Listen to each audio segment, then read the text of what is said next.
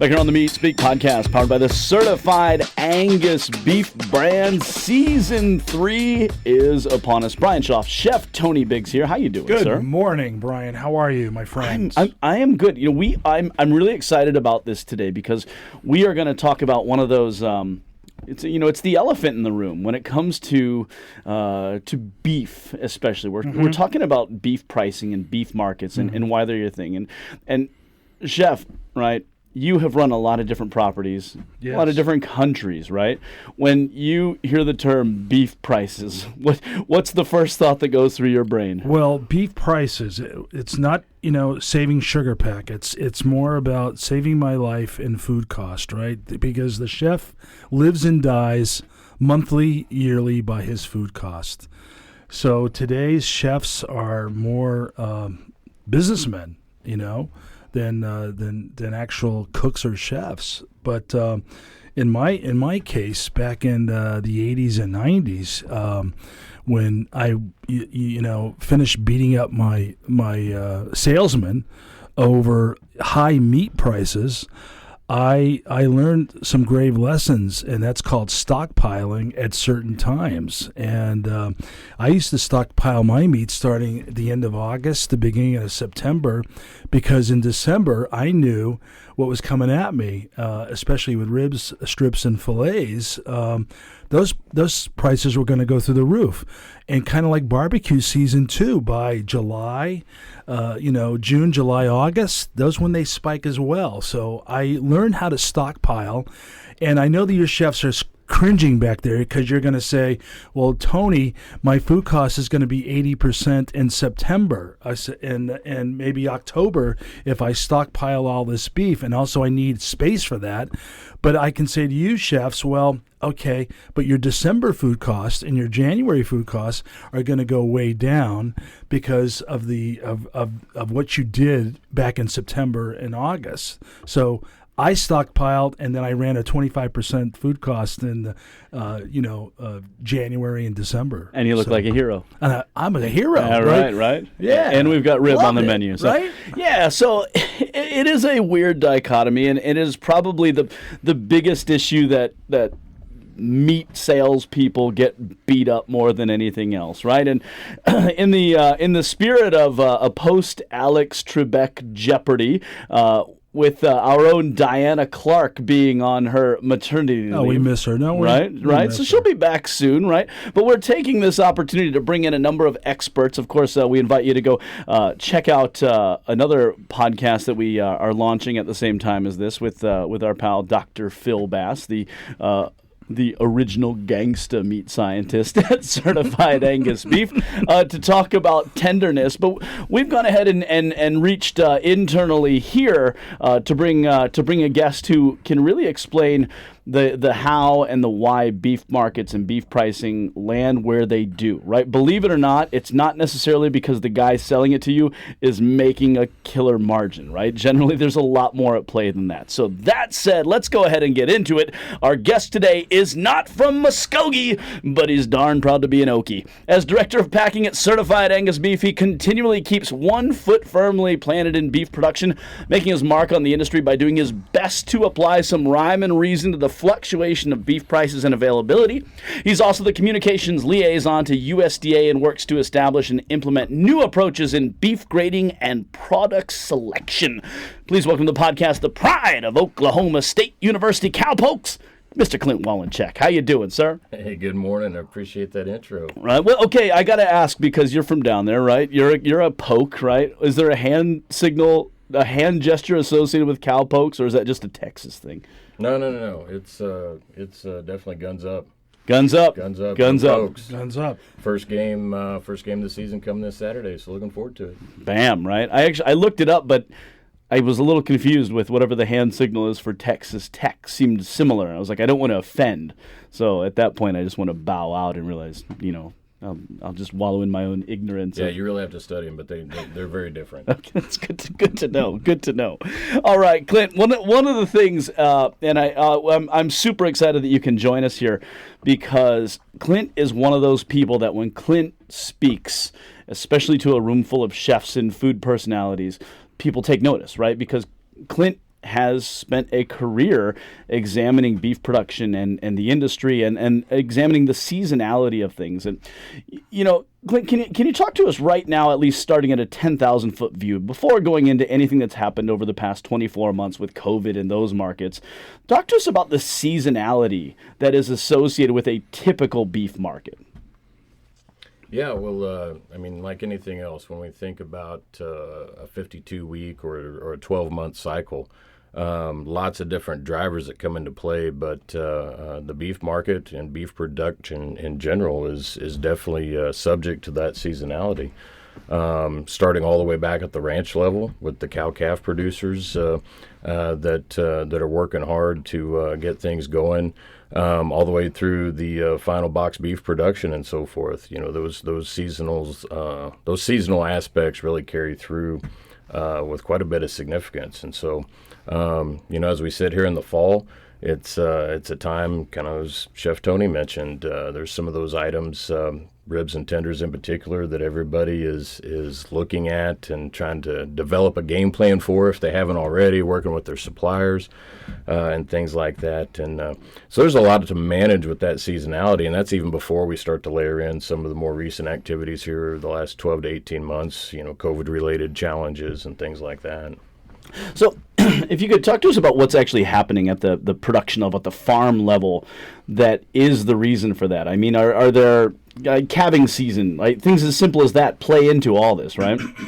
Yeah, without a doubt. So if we think about, I'm going to speak in very general terms, but a lot of ranches are set up so that their calf production is in call it winter or early spring calving, and so that is one of the key components that really set the stage when you think that as much as maybe 60 to 65% of our total calf crop could be born in a 3 to 4 month period there on the early part of the year. And so, again, that really sets the stage for that 12-month cycle, really year after year. Excellent. So let's talk about, snapshot in time. Right now it's early October, late September. I don't know when officially I should probably know what time we're launching this podcast, right? It's, around Halloween. Right, I'm just saying, right? Yeah. That said, if you were one of those end users, right, consumer, chef, right, what are you doing right now to mitigate what you know is coming? Well, I think a couple of different things.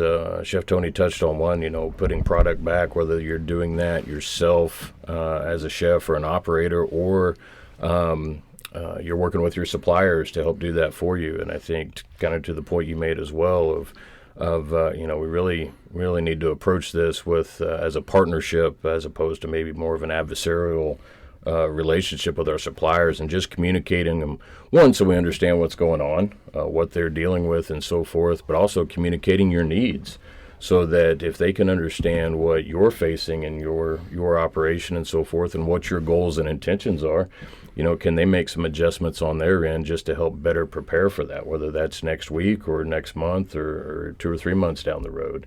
And so I think really just the more communication, the better. Obviously, the market's going to throw up plenty of challenges and some different unforeseen things that everybody's going to have to deal with. So, the best laid plans maybe don't always work out. But yeah, I think as long as we're able to maintain that flexibility and communication, it should have nothing but positive results, even if there are challenges to still overcome. Excellent, Tony. How about from your perspective, as somebody who has worked hand in hand with with distributors, especially on an end user level?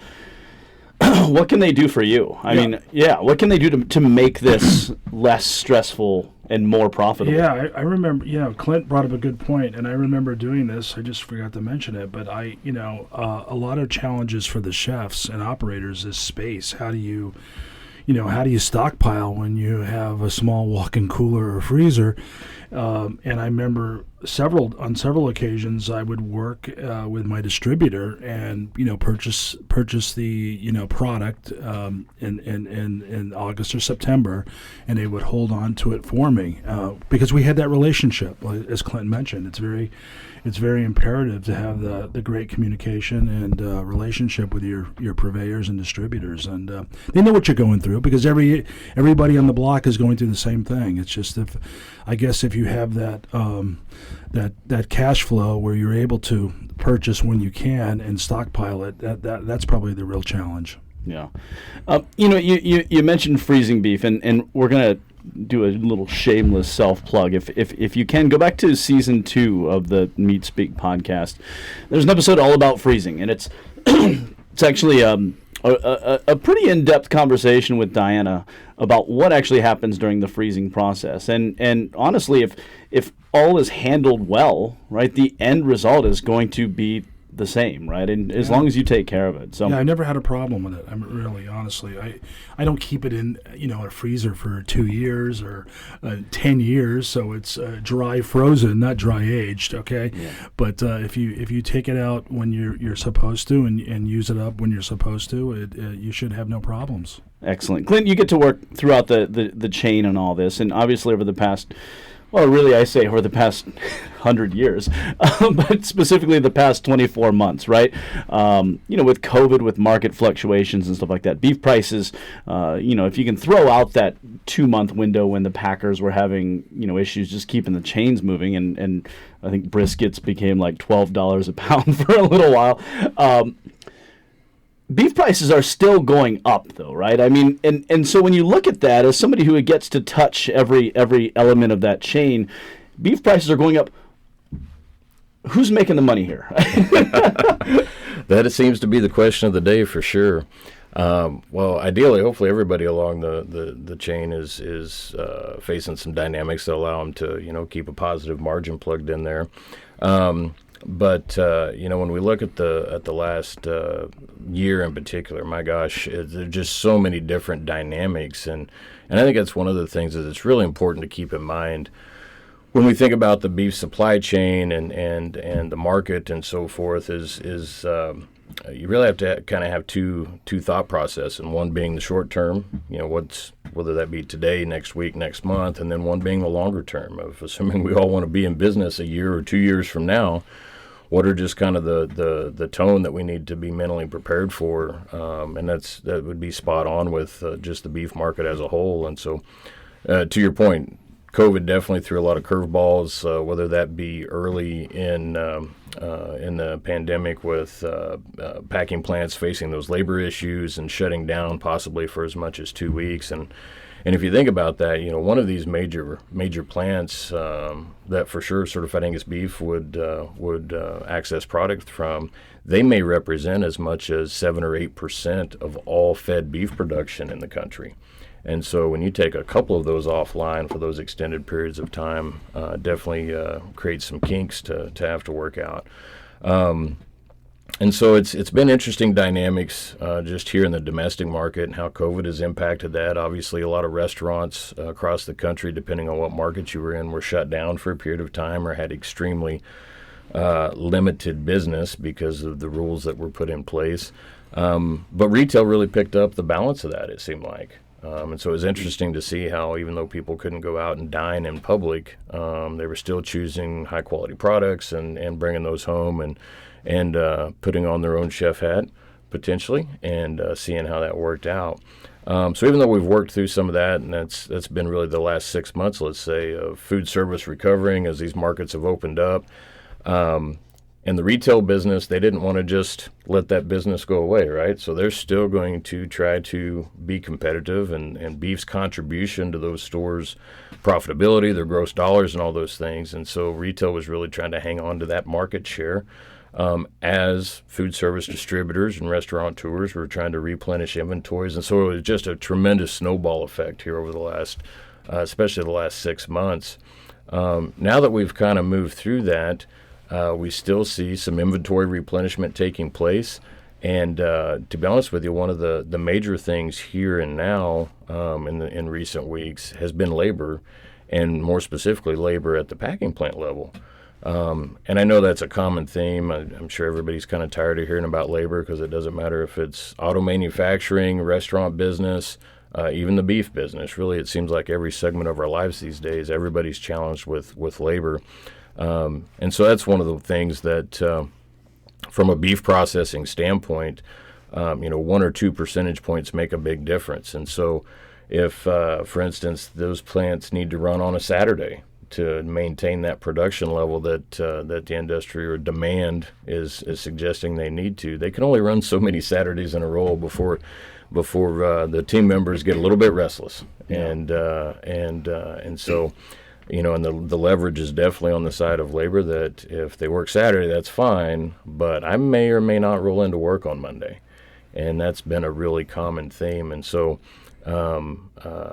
the ability to maintain the production levels that not just the United States, but really globally right now we're seeing has been a big challenge. And then I think, that's just talking about the supply side. That's not even getting into those demand dynamics that we're seeing across the country and globally as well. Yeah. How about from a strictly menu pricing standpoint? It seems like with all the different dynamics, it seems like we're at a point where, costs of everything have gone up, and certainly that seems to be reflected on the menu. A lot of chefs I've spoken with, and Tony, please correct me if I'm wrong, it seems like the consumer is generally willing to at least bridge that gap, to pay a little more for this experience. I don't know if it means that they were just missed dining out that much, but as I field a lot of calls, especially I've heard bone-in tenderloins coming in at $55 coming in the door. Can you believe that? It's amazing. Oh, it's mind-blowing. But I guess, are there other ways to fix that on your menu other than just raising the price? Well, although I will say, it seems like most people aren't batting an eye at it.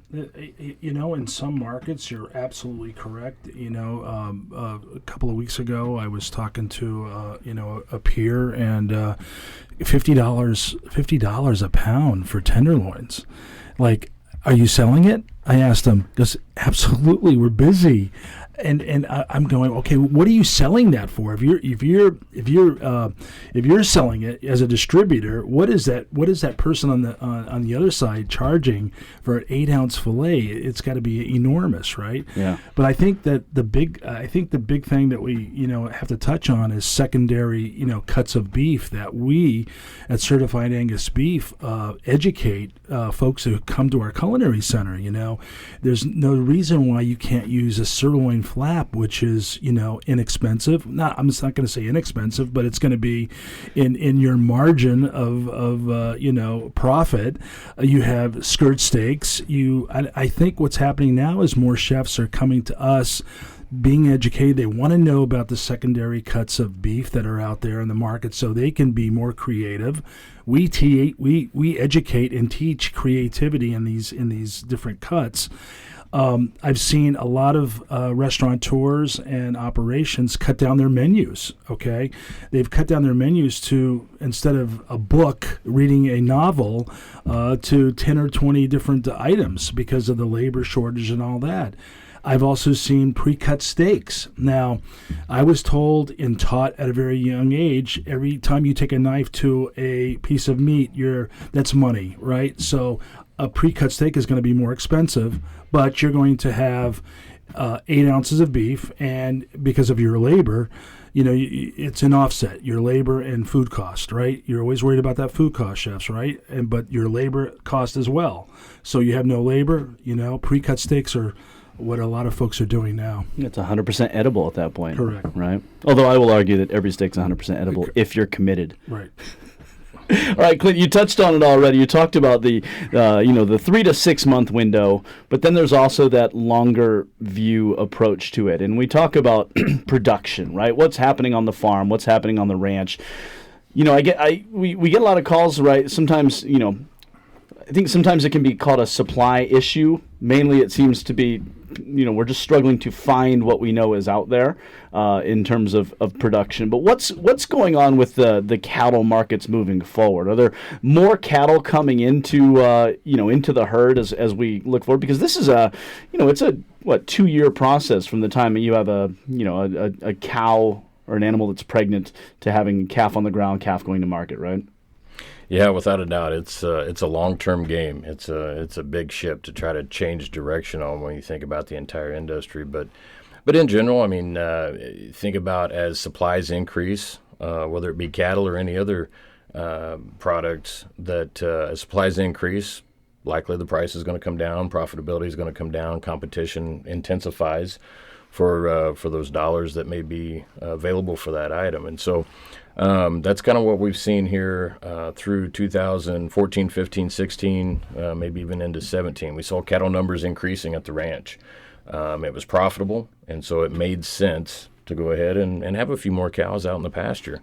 And the rest of the supply chain further downriver has been able to benefit from that. Increasing supplies has been meant, in general, again, thinking longer term, reduce those price points and so forth.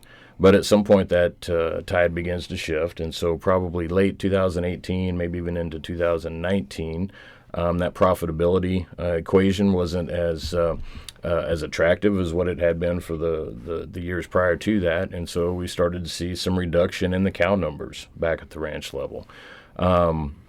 And that has continued on through even 2021, especially now when you layer in not just the normal economics or market dynamics that would drive something like that, fundamental supply and demand, but now we have some weather components that start to come into play, specifically when we go through the Dakotas and on west through the Pacific Northwest and so forth.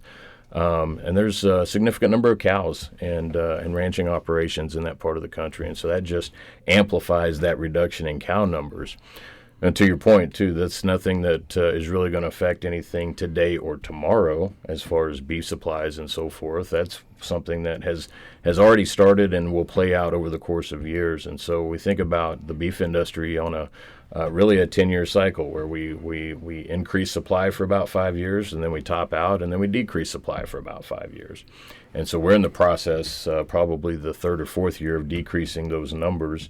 And so that'll play out from today all the way out probably till 2003 and likely 2023, 2024 is probably the long-term game we're looking at of steadily declining supplies. And I know that sounds alarming, and I don't mean it to be so, because again, it is a natural cycle that we've gone through multiple times over the last several decades. And maybe just to put it in perspective, we're going to reduce numbers somewhere between 1 million, maybe 1.5 million over that time frame in cow numbers, and we assume that that translates into calves as well that would come to market. That's just a fraction of the reduction we saw in the last cycle. That was really kind of through the 2012-2013 time frame. And so while it will definitely have an impact, and we're already starting to see that when we think about cattle prices right now and cattle prices on the futures and commodity board that are priced into 2022, those markets are starting to build that reduction in supply in. Excellent. I think sometimes people forget that farmers, ranchers, I mean, they're businesses at the end of the day. I mean, yes, people do it because they love it, because it's their livelihood. But as a famous person once said, there's nothing, right, we talk a lot about sustainability. There's nothing less sustainable than not making money, right?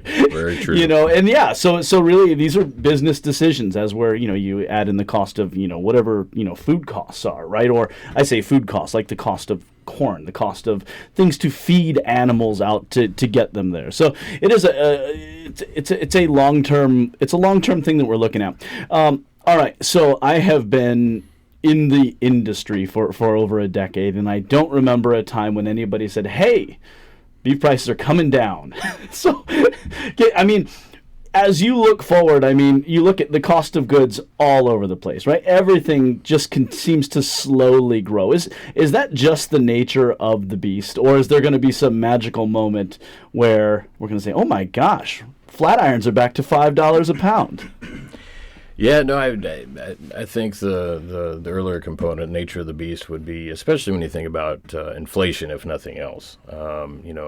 Inflation on input costs, like you mentioned, corn, inflation on the beef product itself, and so forth. So that's going to carry us higher overall. But I think, again, here over the next few years, as we think about those cattle supply numbers reducing and kind of moderating, that's going to be the primary driver. The other part, when we think now about boxed beef, is that there's a lot of folks outside of the United States that have developed a very favorable taste for beef, and specifically high-quality grain-fed beef. And so even throughout this COVID time frame, you'll hear mentions of China and kind of really that whole Asian corridor as far as beef demand from the U.S. The other component that comes into play is other beef suppliers in the country. And so when we think about Brazil, we think about Australia, Argentina, and so forth, they also supply a significant amount of product into the global marketplace. Argentina has actually had some political issues that they have put limits on the amount of beef that can leave the country. Australia, as another significant beef supplier, has been dealing with Mother Nature. And so they've been, for a significant amount of time, meaning years, they've said they've seen steadily declining head counts as well. And so where does that fall? Where else can that demand be fulfilled? And a lot of that's falling back to the United States supply chain to do so. And so you throw that on top of COVID, on top of reducing beef supplies, and again, you start to see how this thing can snowball pretty fast. And really that's what we're looking at as far as where these all-time record markets that we're seeing on beef, depending on what cut you're looking at and so forth. Excellent. All right, let's talk about prime for a moment, right? Well, obviously, we have a hyper focus on certified Angus beef prime, but prime in general, I try and make sure that when we talk about, why certified Angus beef prime is up, it's not like we've relaxed our standards. It's just a case of the farmers and ranchers are getting much, much more efficient at producing cattle that hit those prime marbling scores. What's going on globally with prime? Is that continuing to climb? I know we came out of the drought several years ago and we were hitting record production with prime, but is that continuing to go up? Because that's the number one thing. People are saying, I can't find prime. And it's like, wait a minute. I know it's out there. I know it. Yeah, I'll tell you what, the dynamics around the prime market, both on the supply and demand side, have been pretty amazing, not just this year, but really for the last couple of years. Starting out from the supply side, it's kind of a two-part equation. One would be genetics. And the ranchers that are out there, every single generation they produce, they're trying to improve those genetics, produce a higher quality animal and so forth. That is a long-term game, so that takes a while for it to show itself and play out. But if they are making efforts every single year, then every single year we should see that improvement. And we have. The second part of that is actually when we think about now that we have a live animal, well, guess what? We have to manage that animal in a way that allows those great genetics to show themselves. And if there were some silver linings to be plucked out of the last year and a half and everything surrounding COVID and so forth, that would definitely be one of them. That as those cattle were, I'll say, backed up because of the packing plant issues, one of the main management reactions to that was we just simply added days on feed. And that's a very positive thing because those extra days on feed, while it does cost to feed that animal, we benefit because it increases the quality every single day. And so that's where we've seen all-time record prime percentages here as a national average, 12, 13, maybe even 14% on a given week on the percentage of cattle that are grading prime. The brand, as you mentioned, has the prime brand extension, and we've been able to benefit and see those same things, record all-time weekly head counts and so forth coming into that. So that's the production side, and that's all great, and we have continued to set weekly records. On the flip side of that, demand just continues to grow and outpace that increase in supply. And I think, I get the question quite frequently, what's the potential for certified Angus beef prime or just prime in general? It's like, well, we have no idea. I mean, assuming that's the best beef we can produce, and everybody wants the best. And so, one could argue that, gosh, we're not going to stop until we produce only prime product. That's going to be a ways off. That's not today or tomorrow. But I think it is a valid question, and again, because the supply has historically been so limited, a lot of folks, no matter on the restaurant side or the grocery store side of the business, they just threw in the towel and say, that's not the game. There's not enough product out there for me to compete for. And it would be a waste of my time to get into that. Where now, as that supply continues to increase, we see players, coming off the sideline and saying, hey, no, we see some product that's accessible, and I know I have a clientele that would really, really like to be able to tap into that. And so, whether it be chuck and round items at retail, or obviously the middle meat items are the easy sell in that category, it truly has been pretty amazing to see both the supply move along, but also the response and demand. And I know it creates a lot of frustration, especially for those that are trying to access that prime product, because it seems like, for every little extra pound of increased production, it's already spoken for as soon as it shows up on the market. And so I think, and that's the demand, though, that's needed. Because now think about all the way back to that ranch level that we talked about and those genetic decisions.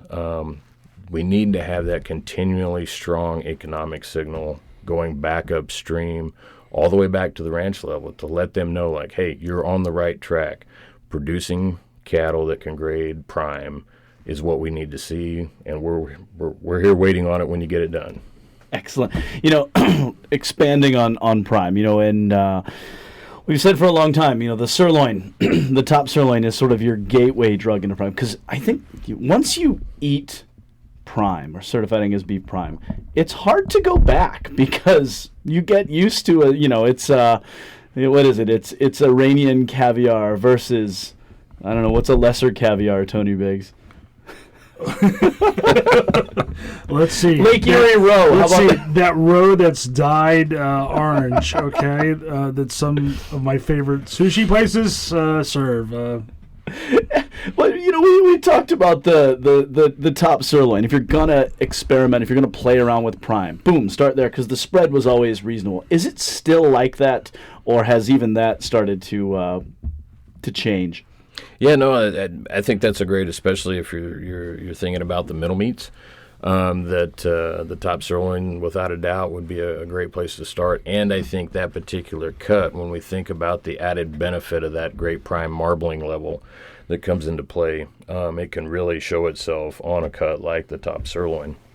And we see that too in some of the end meats. Today we would have clawed hearts, as well as inside rounds would be probably the two most popular end meats in the prime grade that we see demand for. And I think that, again, it kind of goes along with that same thought process as what we see on the top sirloins. A lot of my friends are jumping on the prime recently because Wagyu prices has jumped up and skyrocketed. So they become very more interested in our prime. And it is amazing. I have to say, not just because I'm an employee of Certified Angus Beef, we serve it here. It's amazing, and it continues to show up on menus worldwide. Yeah, I've seen some prime carcasses come off that, if you didn't know better, you'd believe they were on the Wagyu scale somewhere. Correct. Yeah, Exactly. It's amazing. All right, one last question before we roll. Clint, if you could, put on your chef advisor hat, if you would. I don't know if you've got a hat. I don't know if I've ever seen you wear a hat, period. Got good hair, so I can't. I'm trying to envision what a chef advisor hat looks like. We get to give him a little white hat, a toque. Make this happen. So you know what? Something that's constantly in play is the idea of locking in contract prices, right, to the end user with your distributor. How do you feel about that? I guess moving forward, looking at what's happening in the market now, understanding what's coming, is that something that's advisable? Let's see. What kind of? How do I need to preface this? You know what? I think every operation has to sit back and decide especially when we get to the level and specificity of contracting. What would be good for them, and what are some of those levels based on menu prices and so forth? What kind of a contract price would I need to see that I would be happy with and comfortable for locking in an extended period of time? And that's always kind of trickier. Maybe not so tricky, but it's an easy number maybe to arrive at, but then you also have to get somebody to agree provide you that product at that price. And so that's probably where things get a little bit tricky, especially with, I mean, gosh, there's been more volatility in the last 12 to 18 months in this business than we've seen in the last 10 years. And so everybody's a little hesitant to get too locked in. Everybody wants to lock in at what they those higher prices on the sell side or lower prices on the buy side. But again, finding those parties to agree to. So I don't know that it may or may not make sense to lock in from a contract standpoint. I think the other part is weighing out not just the price component and what that means to your margin, but what does it mean if I can't physically get the product? And does a contract help position me some way, somehow, that regardless of price, I'm going to have product on hand? And that's my main concern. And so I think those are the things that operators should be balancing out. Regardless, contract or no contract, I still kind of circle back to the communication with your suppliers and what cuts are you talking about. For instance, we talk about ribs and tenders. If you know that without a doubt you have to be in the rib and tenderloin market here in the fourth quarter of this year, well, we know that's the most radical time for those particular cuts. And if you've got to be in it, plan, communicate with your suppliers. Talk about freezing. I know some people would say that freezing is a dirty word when it comes to beef, but I would argue it's a tremendous tool, and the flexibility it provides for both you and your suppliers to be able to manage through, again, both the pricing component and the availability component. So make sure you're, kind of keeping an open mind and potentially exploring new avenues like freezing if you haven't already. Excellent. Tony Biggs, would you recommend also buying a big honkin' freezer as well? Personally, I would. I would also, maybe not. For me, it would be seasonal, I think. And by any operation by now would know what you're going to go through in your busy seasons, like barbecue season and Christmas and New Year's. So, you'd have to keep, the records of that, and then you play with it, right? You play with it. And again, I know a lot of you folks out there, chefs, you've got a small walk-in cooler. You can barely fit a case of French fries in there before it opens the door. I got that part. And that's where communication with your supplier comes in, to see if you can, nail down those prices and product before, it gets busy season. I'd throw in as well, especially if, again, in the context of this, the fourth quarter of the year and so forth, in those instances where you've got flexibility and you're not going to be tied to a rib or a tenderloin item, for example, because of the seasonality, and you've got the flexibility to explore. I think, believe it or not, there are some items from the carcass that are essentially trading at the exact same level today that they've traded at in August, September for the last 3 to 4 years. Flank would be a great example. We were just sharing with a group yesterday. Now, flank may have some limitations in application and things like that. I know it's not going to replace a 24-ounce cowboy steak on your menu, but if it is an item that has become way more predictable on price, and in that case of a comparison, you may see, whether it be flank compared to ribeye or whatever the comparison, you're going to see ranges on some of these items that are $3 to $6 per pound difference, and that's wholesale. So that's before it even rolls up through the supply chain and ends up at your back door. But bottom line, some significantly different price points that we can look at, some significantly different availability on some of these cuts. And so take-home message being that, don't be afraid to explore some of these items that, again, could be tremendously impactful to your bottom line, and being able to have some unique menu options on there, and even though they aren't those traditional, strip steaks and ribeyes and so forth. Yeah, the briskets have been an issue as well. Maybe you want to touch on those a little bit.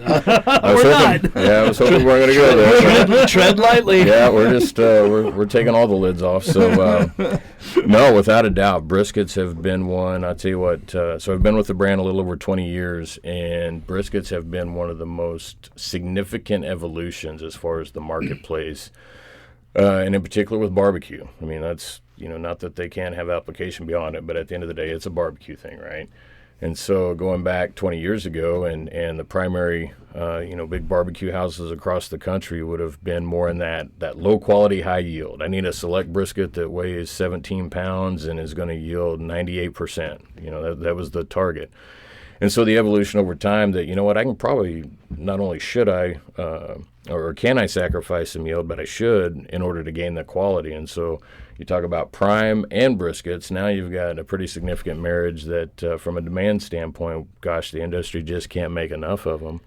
The few and far between are the substitutes for a brisket, especially if you're going to be down, in that south central part of the country. But I know some of the chefs here have played. You guys have tinkered around with some things. We've taken the chuck roll to new levels and the chuck flap to new levels. Whereas a lot of folks were using brisket for their burnt ends, we took the chuck flap and we actually smoked it, and we did burnt ends with the chuck flap. And a beautiful Jack Daniels. You love Jack Daniels. I've gone out with you. Yeah, and to do a beautiful, sugary bourbon sauce, and it's magical. So there's definitely substitutions. But, you have your old school guys that want that brisket. But we're giving you some new ideas here. Yeah, I made the mistake one time of telling a Texan, hey, you should try beef navel for your burnt ends. And it was like I insulted his mother. Like, dude, I'm sorry. Right. I meant know your audience. Know your audience, exactly.